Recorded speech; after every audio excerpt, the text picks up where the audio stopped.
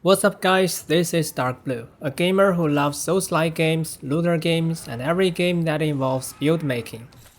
Remnant 2 is a challenging game, so here comes my first guide video. Actually, I'm planning on several series. I'll start with beginner tips, simple yet effective tips with no systematic analysis and no spoilers to my best. Then we will have a system and mechanics analysis series, and finally some build guides. In this video, which is the first of beginner tips series, I'll show you 10 useful tips that can make your playthrough much easier. Don't forget to like and subscribe. Now let's dive right into it. First, we have 5 tips on RPG gameplay. Number 1, starter archetype, which is the best choice. Personally, I recommend Medic. Medic has 2 advantages, the first one of which is pretty apparent. You can use your skills to heal yourself while other archetypes rely solely on Dragon Heart. This means you have better long-term survivability as you can save your Dragon Hearts for emergency use. But what about the second advantage? I have to admit that the damage bonus of Medic is the lowest among all archetypes, but please note that this 25% bonus is to all damage types. Damage types include range damage, melee damage, mod damage, skill damage, and maybe even more. Since each player's game progression is random and different, you cannot foresee what gears you may get and what build they lead you to. With that being said, it becomes clear why this all damage bonus of Medic is advantageous. Of course, Challenger has all damage bonus as well, making it a good choice for your secondary archetype. Number 2, dynamic difficulty. No, I'm not talking about the difficulty you choose when you start a new campaign or adventure. I'm talking about the level of each map, which is shown at the top right corner of the minimap. And this map level is determined by what power level you have when you step into that map for the first time. So what is power level? Go to your character page and you will find it here. It's calculated by taking a weighted average of your archetype level, long gun level, sidearm level, and melee weapon level. There are 2 additional things that you should know. First, the level of your long gun actually means the highest level of all your long guns, instead of only the level of your current equipment. This rule applies to all 4 categories. Second, the max level of common weapons is 20, but for boss weapons it's 10. So when calculating the level of a boss weapon, you need to double it.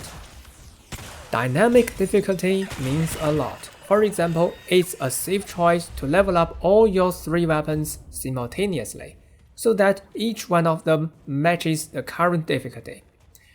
While this is strongly recommended for beginners, it is also reasonable to level up only 1 weapon, so that it can outlevel your power level as well as map levels. What I can say is, this choice is up to you. Furthermore, you can also choose to never equip a secondary archetype. Although you cannot benefit from the helpful effects of a secondary archetype, this choice allows you to stay at power level 10 forever, which means upgrading weapons is much cheaper. Still, you are the one to make the decision. Number 3, Relic Dust. You can spend Relic Dust at Dwell's shop. There are 2 kinds of goods. The cheaper one is Relic Shards, and the more expensive one is Mutators. In early game, the effect of Relic Shards is barely noticeable, but Mutators are the true game changer. So don't spend all your Relic Dust on Relic Shards. Buy yourself some Mutators. Number 4, favorite gears. You can set accessories and weapons as favorite, so that they will be shown on top of other gears, allowing you to locate them faster. Number 5, secondary archetype. First of all, you need to find 10 trade books to unlock that slot, but it is most likely that you haven't found anything that can be put into it. Well, that's pretty common since there is no guiding information in the game. So let me tell you now. In World 13, there are 4 NPCs who sell 4 starter archetypes. Medic from the Doctor, Challenger from Reggie, Handler from Matooth, and Hunter from Brabus, the weapon dealer. You can notice a material that costs 1500 scraps among the goods of each one of them. Buy it and bring it to Wallace. By spending some more resources, you can craft an archetype. Next, we have 5 tips on world exploration. Number 6. Random generation. The world of Remnant is randomly generated, which I will make an individual video to thoroughly analyze. For now, I shall just give some preliminary introduction. Currently, there are 3 random worlds, each one of which has 2 world templates. How to know which template it is? Just look at the background image when you use the red crystal to teleport. Let's take this world as an example. As you can see, each circle here indicates a crystal that you can teleport to. Some of them are main quest locations which stay identical across each generation. Other locations belong to either dungeons or big map centers, which are random. There is a big random location pool containing around 10 dungeons and 3 big map centers, and each generation randomly chooses some of them to put into the world. So, exactly how random is a random dungeon? Well, partially. For example, this dungeon is called the Expanding Glade. Solely based on this name, I can tell that this is a floating forest dungeon and the final boss is a root archer. However, the exact terrain is random. Also, whether this dungeon exists and where it is random. Now you can see worlds in Remnant are partially random. As a result, although full walkthrough guide is not very helpful as everyone sees a different world structure, detailed guide on each specific map can be beneficial. You want to know what boss is waiting for you at the end of a dungeon, you want to know what event there is and what hidden locations there might be.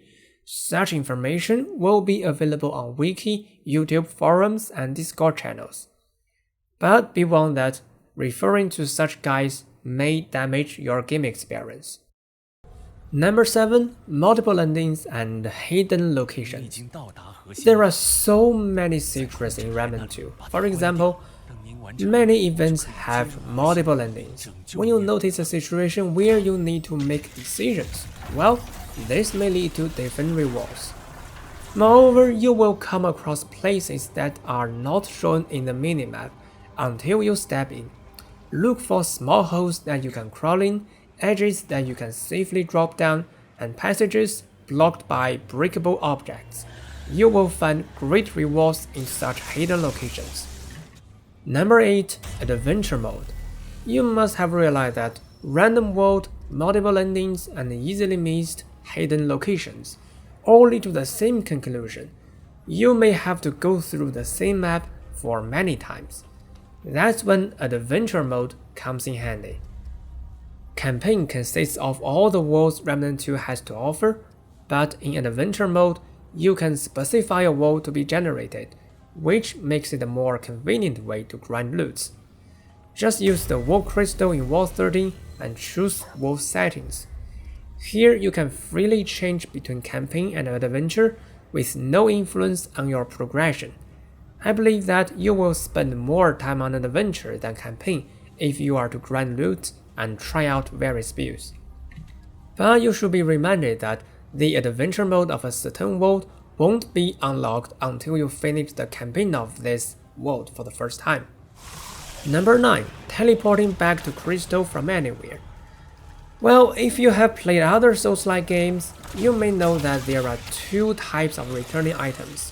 One that can be used for unlimited times, yet makes you lose all your souls. And one that keeps your souls, yet has a limited number of usage.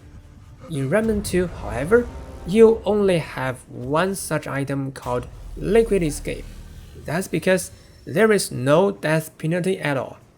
So, well, although using Liquid Escape looks like killing yourself, this is the returning item you are looking for, yes.